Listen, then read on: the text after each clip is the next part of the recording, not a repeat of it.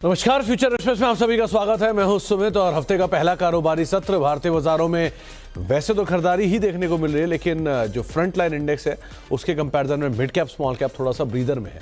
Nifty जो कि 53 अंक ऊपर कामकाज कर रहा है, मिड कैप इंडेक्स में करीब 1/4% से ज्यादा ही गिरावट और स्मॉल कैप इंडेक्स भी करीब 1/4% नीचे डे लो के आसपास कामकाज कर रहा है। तो स्लोली एंड स्टेडली जो ब्रॉडर मार्केट्स है वो डे लो के आसपास है और फ्रंट लाइन इंडेक्स जो है वो मोर लेस वहीं पर ही कामकाज करता आपको दिखाई पड़ेगा, उसी रेंज में ही ट्रेड कर रहा है।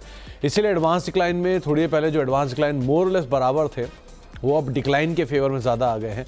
करीब 1400 शेयर जो है वो बिकवाली के साथ कामकाज कर रहा है और रफली करीब 1050 शेयर ऐसे हैं जो कि बिकवाली खरीदारी के साथ ट्रेड करते हुए आपको दिखाई पड़ेंगे। आईटीसी में आज 14-15 अंकों का कंट्रीब्यूशन है और आईटीसी के साथ साथ आईटी की तरफ से एक कंट्रीब्यूशन है। इसमें इन्फोसिस में एक स्पाइक आया है, एचसीएल टेक करीब 10-11 अंक के आसपास का कंट्रीब्यूशन दे रहा है और बजाज फाइनेंस में खरीदारी देखने को मिल रही है। रिलायंस जो कि थोड़ी देर पहले तक सपोर्ट कर रहा था, वहाँ से सपोर्ट थोड़ा कम हुआ है। एचडीएफसी बैंक, टाटा मोटर्स, एम&एम और भारतीय एयरटेल यहाँ पर करीब 11 से 12 अंकों का नेगेटिव कंट्रीब्यूशन एचडीएफसी बैंक में। टाटा मोटर्स सेल्स के नंबर्स के बाद करीब 8-8.5 अंकों का नेगेटिव कंट्रीब्यूशन। एम&एम अगेन सेल्स के नंबर्स का इंपैक्ट 8 अंकों का नेगेटिव कंट्रीब्यूशन और भारतीय एयरटेल 5 अंकों का नेगेटिव कंट्रीब्यूशन यहाँ से आता दिखाई पड़ रहा है। इनफैक्ट पूरा टेलीकॉम प्रेशर में है, तो भारतीय एयरटेल, वोडाफोन आइडिया दोनों में दबाव है, लेकिन बहुत हद तक जो सपोर्टिव बाइंग आपको दिखाई पड़ेगी वो दिखाई पड़ेगी आईटी की तरफ से और बहुत सेलेक्टिव पीएसयूज हैं वो भी कामकाज करते हुए दिखाई पड़ रहे हैं। आज हमारे साथ बातचीत करने के लिए आशीष बहेती जी मौजूद रहेंगे, उनसे तो हम बातचीत करेंगे ही मार्केट्स को लेके। आशीष जी से बातचीत करेंगे इंडिविजुअल स्टॉक्स को लेके, एक सस्ता ऑप्शन उनसे हम चर्चा करेंगे। लेकिन आशीष सर से बातचीत करने से पहले ज़रा कुछ ऑप्शंस के नंबर आप देख लीजिए। खास तौर से 25,300, 25,400 और 25,500 के आसपास आपको कॉल राइटर्स दिखाई पड़ेंगे और 25,200 पे जो पुट राइटर्स थे वो अब अनवाइंड कर रहे हैं, पुट राइटिंग अनवाइंडिंग हो रही है वहाँ पे, और 25,100 और 25,000 के जोन्स में आपको पुट राइटिंग होते हुए दिखाई पड़ेगी। निफ्टी बैंक ज़्यादा वीक नॉच में दिखाई पड़ेगा क्योंकि निफ्टी बैंक में 51,300 के आसपास अभी कामकाज कर रहा है, लेकिन 51,400, 51,500, 51,600 पे कॉल राइटर्स हैं। 51,300, 51,200 और 51,000 के जोन्स में आपको पुट राइटिंग होते हुए दिखाई पड़ेगी। हीट मैप की सिचुएशन थोड़ी देर पहले जो फ्लैट साइड पे थी वो अब फ्लैट साइड पे नहीं रही, वो अब पूरी तरह से थोड़ी सी बियरिश साइड पे जाते हुए दिखाई पड़ रही है। लॉन्ग्स बन रहे हैं गुजरात गैस में 9-9.5% के आसपास की तेज़ी है, वो न्यूज़ फ्लोज मर्जर की खबरों के बीच में। इंश्योरेंस स्पेस तेज़ी में तो बजाज फिनसर्व 3.5% ऊपर है, बजाज फाइनेंस में उसका एक इम्पैक्ट भी कह लीजिए। एम&एम फाइनेंशियल में खरीदारी है, आईसीआईसीआई लोम्बार्ड तेज़ी में कामकाज कर रहा है और कैनफिन होम यहाँ पर भी खरीदारी है। इसके अलावा आईटी में से एचसीएल टेक 2.5% ऊपर कामकाज करते हुए दिखाई पड़ रहा है, यहाँ से भी कुछ खरीदारी देखने को मिल रही है। प्रेशर आज मेटल में है, एनएमडीसी 3.5% नीचे, हिंदुस्तान कॉपर 2.5% नीचे, नाल्को 2.5% नीचे कामकाज कर रहा है। हिंडाल्को में प्रेशर है 2% के आसपास का। इसके अलावा granules, Indus tower, Bharat forge, siemens और वोडाफोन आइडिया कुछ और ऐसे नाम जहाँ पे इधर शॉर्ट बिल्डअप हो रहा है या फिर अनवाइंडिंग होते हुए आपको दिखाई पड़ रही है।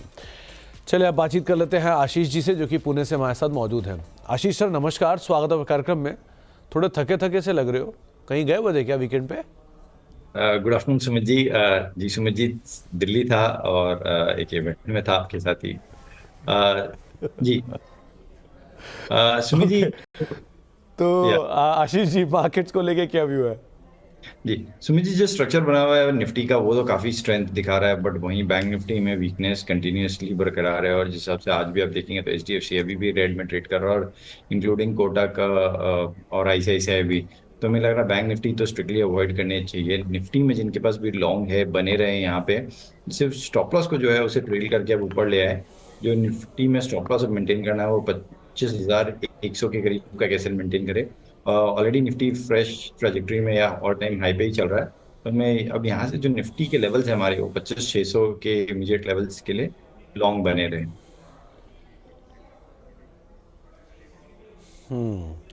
तो निफ्टी में आप लॉन्ग साइड पर रख सकते हैं। निफ्टी बैंक एक नॉच वीक दिखाई पड़ रहा है। आशीष सर, निफ्टी बैंक के केस में एचडीएफसी तो नेगेटिवली कंट्रीब्यूट कर रहा है, लेकिन कुछ हद तक एनबीएफसी सपोर्ट भी कर रहे हैं, लेकिन बहुत कंक्लूसिव बाइंग वहाँ से नहीं है। एटलीस्ट आज आईटी और आईटीसी रादर एफएमसीजी ये दोनों सपोर्ट दे रहे हैं। सो निफ्टी बैंक अगर किसी को लॉन्ग करना हो तो आपके लिए कंफर्टेबल जोन कहाँ होगा, कि यहाँ तो कोई कंफर्ट दिख नहीं रहा है इसमें? सुमित, निफ्टी बैंक में तो अभी कहीं भी कंफर्ट नहीं देखने मिल रहा है, क्योंकि अगर आप देखेंगे तो इसमें कोई ऐसी मोमेंटम नहीं बनी है, या कोई भी प्राइस एक्शन ऐसा नहीं बन रहा है जिसमें बाइंग इंटरेस्ट देखने मिल रहा है। वहीं अगर फिन निफ्टी की मैं बात करूं, और जैसे आपने बताया सारे फाइनेंशियल स्टॉक्स, भले वो इंश्योरेंस हो या एनबीएफसीज हो, वहां पे बहुत अच्छा बाइंग इंटरेस्ट बना हुआ है। कुछ आईपीओज की भी बज है, तो उसके कारण भी एक सेक्टर टेलविंड बहुत स्ट्रांग बना हुआ है, तो वहाँ जरूर लॉन्ग की तरफ पोजीशन बनाई जा सकती है। तो आप यहाँ पर लॉन्ग साइड पे निफ्टी फिनेंशियल्स को एक बार को देख सकते हो, लेकिन निफ्टी में एटलीस्ट निफ्टी बैंक में कोई आउटराइटली खरीदारी नहीं है।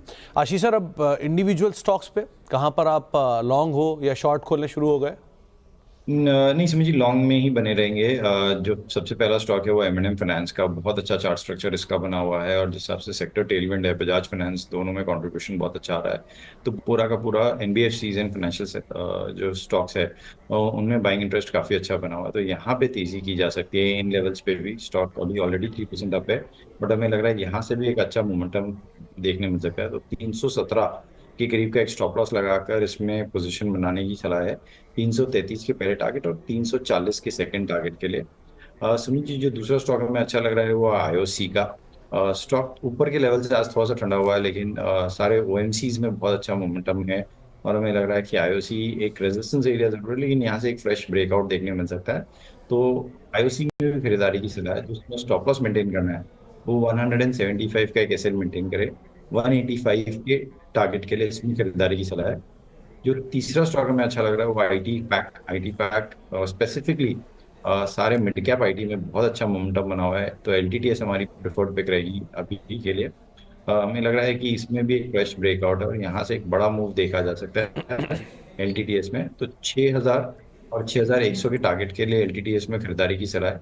जो इसमें स्टॉप लॉस मेंटेन करना है वो 5700 का कैसे मेंटेन करें।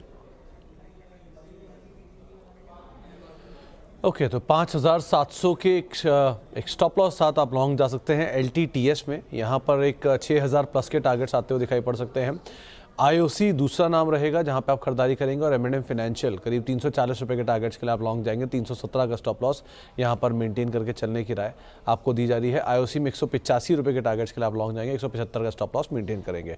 आशीष सर, पहले आईटी की ही बात करता हूँ। आईटी में आपने एलटीटीएस का जिक्र किया। दो तीन नाम लार्ज कैप में सस्ते हैं, जैसे वैल्यूएशन वाइज एक इन्फोसिस, एक विप्रो और एक एचसीएल टेक। ये तीनों लार्ज कैप के सबसे सस्ते मल्टीपल वाले स्टॉक्स हैं।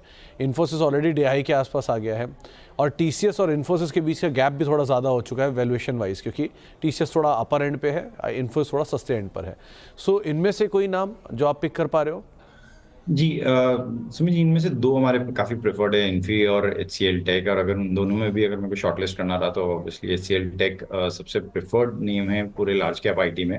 बट हमारी वैसे सलाह है कि मिड कैप आईटी में ज्यादा मोमेंटम रहेगा और आउट परफॉर्म करता रहेगा मिड कैप आईटी। बट अगर लार्ज कैप आईटी में जाना है तो क्रोनोलॉजिकली हमें लगता है कि एचसीएल टेक सबसे प्रेफर्ड है। इन लेवल्स पे भी लॉन्ग करने की सलाह है, भले या 3% चल चुका है और डे हाई पे ट्रेड कर रहा है। हमें लग रहा है यहाँ से भी इसमें एक बड़ा मोमेंटम देखने मिल सकता है, और 1900 तक के लेवल्स के लिए लॉन्ग किया जा सकता है। ऑलमोस्ट 100 पॉइंट्स यहाँ से भी हम अपसाइड देख रहे हैं। जो स्टॉप लॉस मेंटेन करना है वो 1770 के करीब का कैसे मेंटेन करे। सिमिलरली इन्फी का भी स्ट्रक्चर काफी अच्छा बना हुआ है। देखते देखते इन्फी भी 2000 के पास आ चुका है, और हमें लग रहा है कि जिस हिसाब से इसने दबे पांव इस बार रैली की है वो काफी इंप्रेसिव है।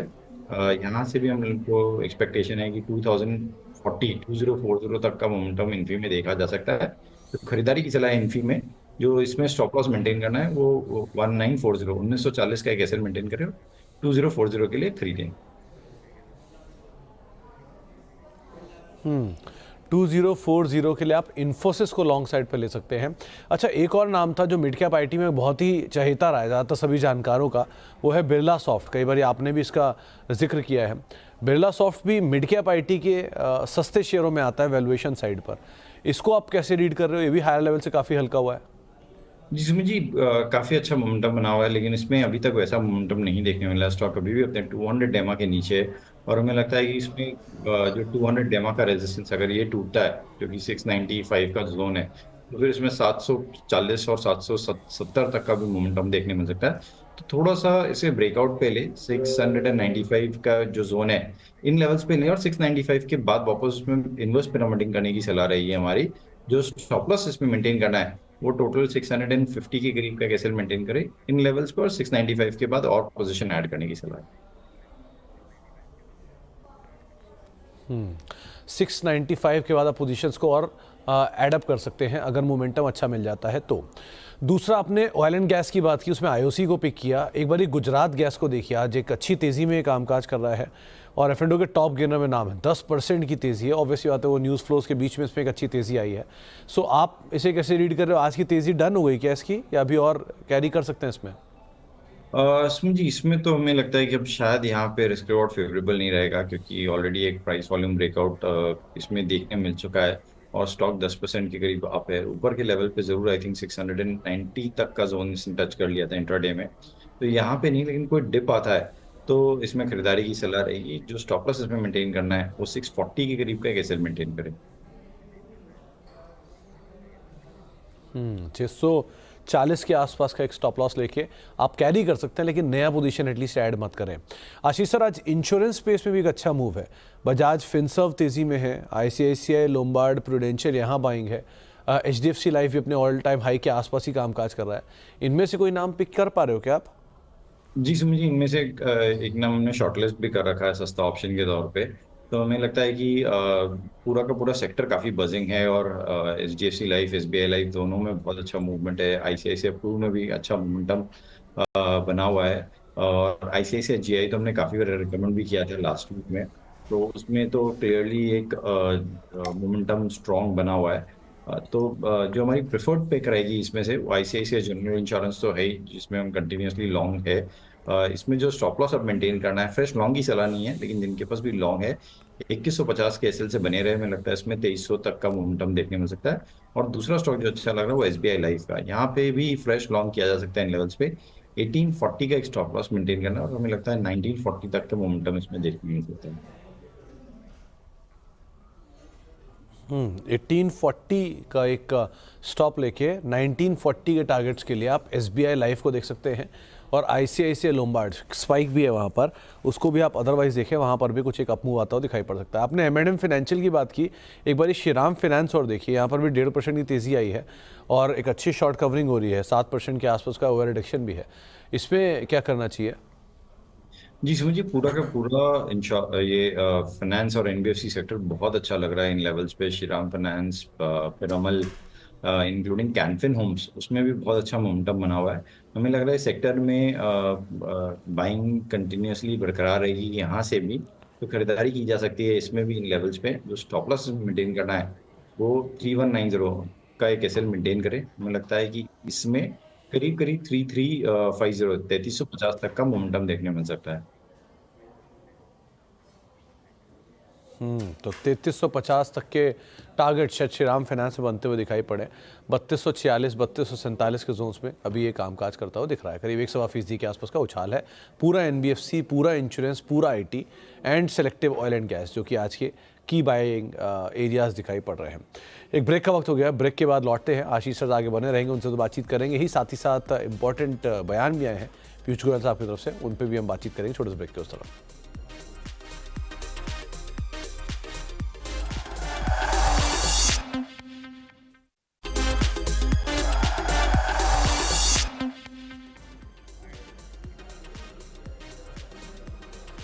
आप देख रहे हैं फ्यूचर एक्सप्रेस और मार्केट्स तो बिल्कुल फ्लैट साइड पे ही सो फार कामकाज कर रहा है। एक जो रेंज है उसी को ही मेंटेन कर रहा है। 54-55 अंकों की बढ़त है, लेकिन एकाएक जो बढ़त ज़्यादा बेहतर आई है वो है आईटी में। आईटी में एक स्पाइक आया है, वो स्पाइक सारे लार्ज कैप आईटी की दम पर आप कह लीजिए। एचसीएल टेक, इन्फोसिस, विप्रो में लोअर लेवल से पुल बैक, टीसीएस में एक अच्छा मूव, ये जो है कुछ हद तक मार्केट्स को सपोर्ट प्रोवाइड करा रहा है और यहाँ से एक अच्छी बाइंग मार्केट से आते हुए दिखाई पड़ी है।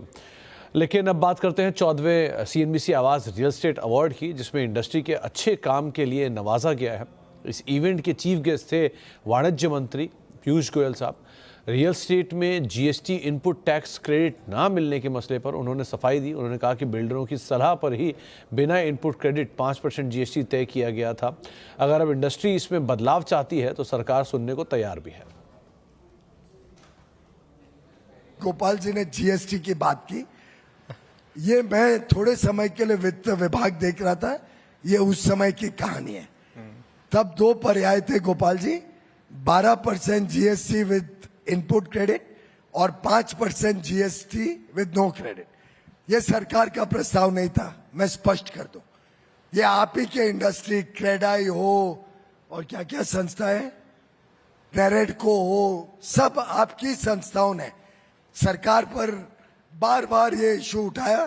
12% उपभोक्ता, गरीब, छोटा खरीदार पे सरकार 12% जीएसटी लेती है। अब ये नहीं बताया कि उसमें से 7% तो आप इनपुट क्रेडिट ले ही लेते हैं।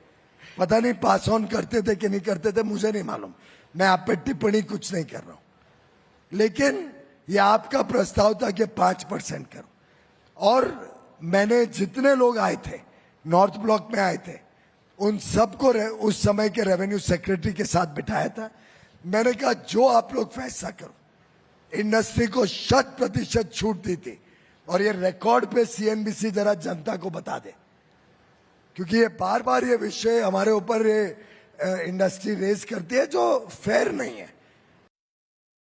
आप सबका सहयोग मिले, हम कुछ स्मॉलर ग्रुप्स में आप भी इसको फैसिलिटेट कर सकते हैं, राउंड टेबल करके कुछ आइडियाज निकालें कि जो लटके अटके पटके पुराने प्रोजेक्ट्स हैं उनका क्या कर सकते हैं, नए प्रोजेक्ट्स को स्पीड अप करने के लिए क्या करें, स्लम ड्वेलर्स में जो आशंकाएं रहती हैं उसमें से कोई सोल्यूशन निकल सकता है। अब रेरा ने कहा 2 साल का रेंट आप एडवांस में दोगे, मैं समझता हूं ये सोल्यूशन से स्मार्टर सोल्यूशन आ सकते हैं। यहाँ फाइनेंस के लोग भी होंगे शायद, हम क्या रिवॉल्विंग फंड बना सकते हैं एज एन इंडस्ट्री ग्रुप, जो गारंटी करे कि अगर कोई डिफॉल्ट करेगा तो इस फंड में से हम उसको पैसा देंगे, और फिर वो प्रोजेक्ट ये फंड टेक ओवर करके आगे डेवलप जल्दी करे। नहीं तो लोग मेरे क्षेत्र में भी 8-8 साल से बेघर है, रेंट भी नहीं मिल रहा है। सो कॉल्ड बिल्डर, अच्छे बिल्डर्स आज कहाँ भाग गए, मिलते ही नहीं है। तो ऐसी चीजों से अपनी इंडस्ट्री की बदनामी होती है। तो अगर हम मिलके काम करें तो अवश्य अच्छे स्मार्ट सॉल्यूशंस आ सकते हैं, जो आपके क्षेत्र, आपके सेक्टर को भी अच्छे होंगे और देश हित और जनहित में भी होंगे।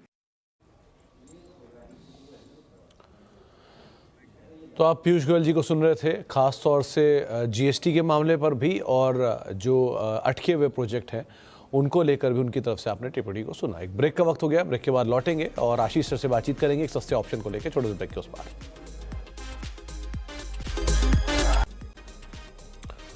अब देख रहे फ्यूचर एक्सप्रेस, और निफ्टी करीब 57 अंक ऊपर, सेंसेक्स 244 अंक ऊपर, Nifty bank flat to negative. वही सेम स्थिति पिछले 1.5 से 2 घंटे से मार्केट की बनी हुई है, और इंडेक्स भी उसी रेंज के अंदर ही कामकाज कर रहा है। एडवांस डिक्लाइन के लिहाज से डिक्लाइंस के फेवर में ज़्यादा मार्केट होगा, क्योंकि मिड कैप इंडेक्स डे लो पर है, स्मॉल कैप इंडेक्स डे लो पर है, तो इसीलिए एडवांसेस के कंपैरिजन में डिक्लाइन आपको ज़्यादा दिखाई पड़ेंगे। 1400 शेयर अब गिरावट में आ चुके हैं, और 1000 शेयर अभी तेज़ी में कामकाज कर रहे हैं। कुछ देर पहले ये नंबर जो था ये मोर लेस एट पार था, लेकिन अब ये नंबर डिक्लाइन की पूरी तरह फेवर में आ चुका है।